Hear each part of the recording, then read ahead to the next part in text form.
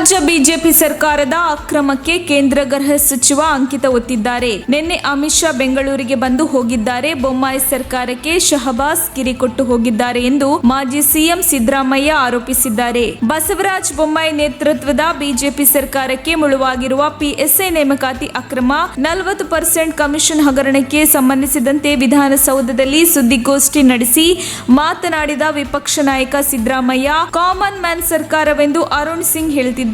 40% commission ಸರ್ಕಾರಕ್ಕೆ ಸಹಮತ ನೀಡಿದ್ದಾರೆ.